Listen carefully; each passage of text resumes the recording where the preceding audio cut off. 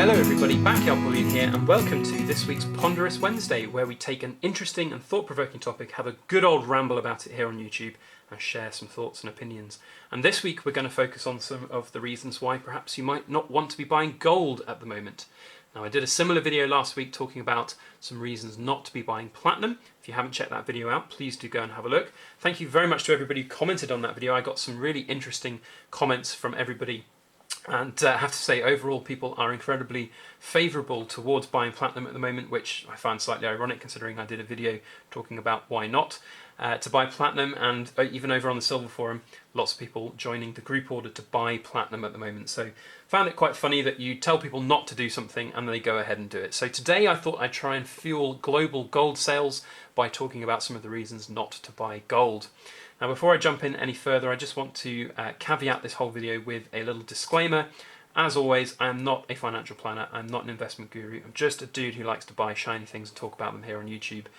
So any financial decisions that you make having watched this video are yours and yours alone, and I would highly recommend that you go and do thorough research before committing to any metal purchases. So that said, and that disclaimer out the way, why should you not be buying gold at the moment? Well, I think the first and only place that we can start at the moment is the gold-silver ratio and just how cheap this big white lump of metal is at the moment compared with its yellow cousin gold.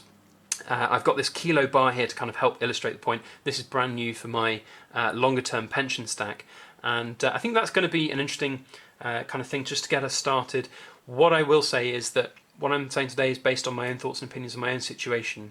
People's situations will be different, and I'd love to hear what you think about some of the reasons why perhaps you're buying gold or why you're not buying gold at the moment. But for me, I've been stacking gold for my pension for the last couple of years now, and I've grown more and more aware of kind of gold-silver ratio, and I just can't ignore the fact that gold is so expensive when, you know, in relation to silver at the moment. 80 to 1 is the gold-silver ratio. That is huge. We've seen in recent times the gold-silver ratio down at sort of 50 or 60, and in fact that was roughly where it was sort of 3 years ago when I first bought my first pieces of metal.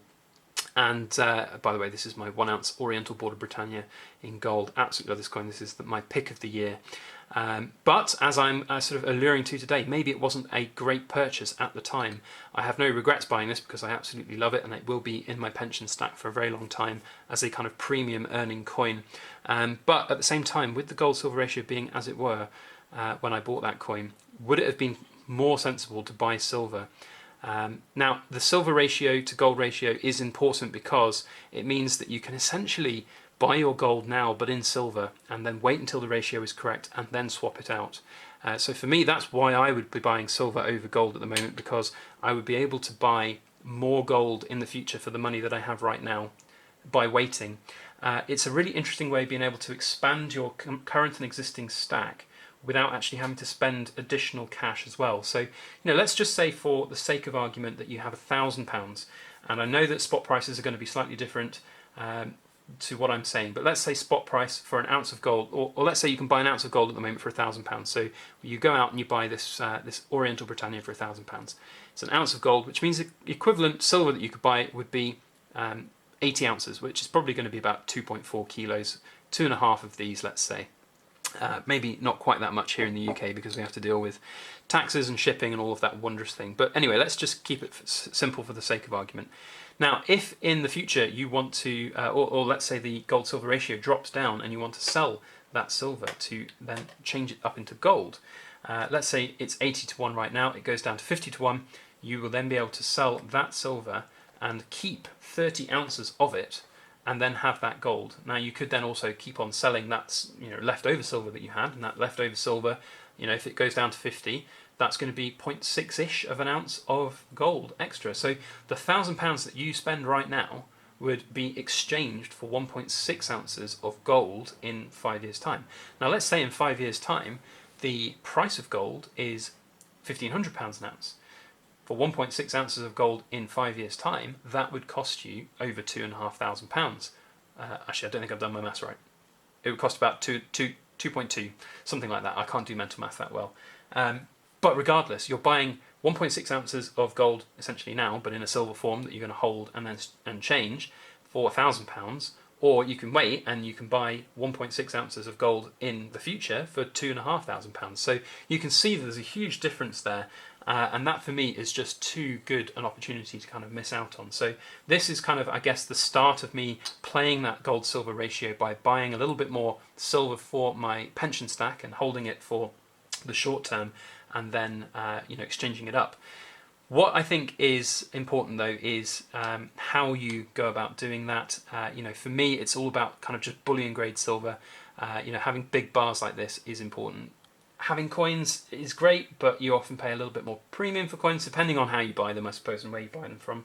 And obviously then there's milk spotting issues and keeping them in good condition and the like as well. It's a very interesting topic. So that's the gold-silver ratio. That's kind of the whole reason why I want to kind of talk about that.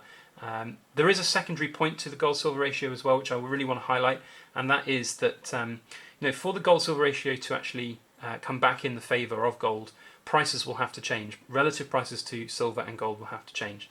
Now, when you look at the different prices of silver and gold at the moment, gold being around £9.50 an ounce in pounds, £950 an ounce, and silver around £11.60 an ounce. When you look at those two numbers, it really does scream out that silver's cheap, because we've seen historically, in the last sort of 3 or 4 years, we've seen gold around £750, £800 an ounce, and we've seen silver £12, £13, £14 an ounce.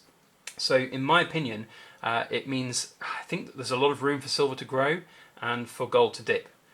So buying gold right now is not necessarily the best thing to do, because I do think that there will be reductions in the price of gold and increases in the price of silver to come at some point. When that will come, I don't know.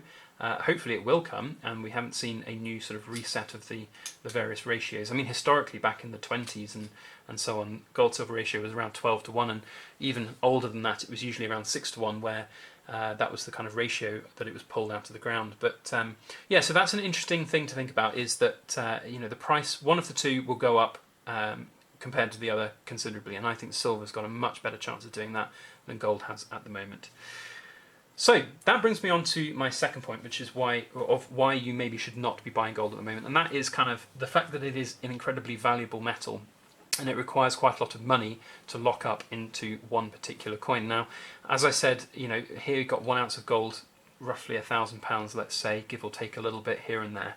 That's a lot of money to save up, and if you are on modest budgets, or even half modest budgets, that's quite a lot of money to be able to commit into one particular coin. Now, for me, obviously, we've got our plan, we've got our budgets, we've got pension savings to consider, and that's fine. We're happy to lock that kind of money away. But other people might be on slightly more modest budgets, and if you're wanting to buy gold on a modest budget, you would either have to save up for 3, 4, 5 months and buy your 1 ounce gold coin, at which time prices might have changed quite considerably, or you buy smaller denomination gold, like these 10th ounce coins. So I have here 2 10th ounce gold coins, one a kangaroo, one an eagle. But the problem with these is that they hold relative premiums to the larger 1 ounce gold coins, quite a lot higher. So these often will have 15, sometimes even 20% premiums, depending on the coin, and they will hold their premiums to a degree, but at the same time, if you wanted to liquidate this relatively quickly, i.e. taking it to a bullion dealer, you might just get melt value for it, and you'd be losing out on some premiums there. So, buying gold at the moment in smaller denominations is going to be difficult in terms of how you're holding those premiums and what you're looking to achieve with those premiums over time. Whereas if you're buying something like silver on a smaller budget, at least then you've got some more leeway in terms of what you want to buy. You can either save up and buy a big kilo bar, or you can buy some small 1 ounce coins along the way.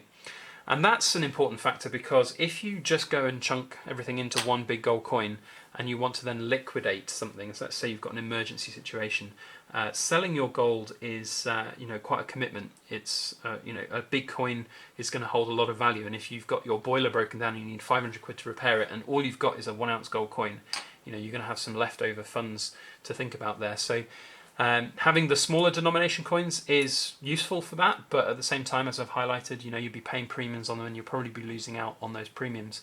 Whereas at least with silver, the smaller denominations of silver, you'll have the different amounts of money locked up in different sizes that you can then liquidate at certain times, which is, I think, a really, really helpful thing to be able to do, because having to sell your silver or gold at a time which is not convenient for you is the biggest pitfall for anybody who's starting stacking, and it's the easiest way that you can end up losing quite a lot of money on investing in gold and silver. So that's kind of my thoughts on the topic. I think, as I've said before, I mean, gold, any precious metal that you're buying, I think is a really good decision for anybody at the moment, because I think they are a great way to save, great way to preserve your wealth for the future.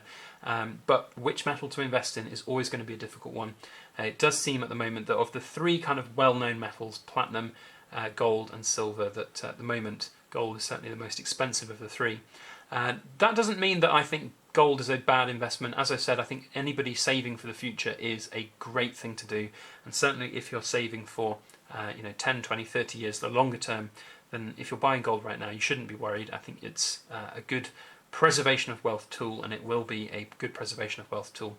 I think it's also important to remember that people's goals and strategies will change over time, and that's something to bear in mind. Mine's changing, mine's evolving.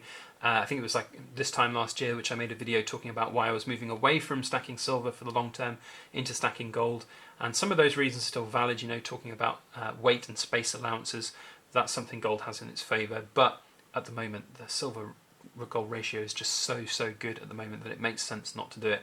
So that's the biggest kind of decision factor for me, is the ratio. I'd love to hear what you think about this topic though. I'd love to hear what effect the gold silver ratio is having on your decisions as to what you're stacking at the moment. Comment down below in the comment section, that would be fantastic. Do be respectful of other people's views and opinions. Not everybody will agree with you.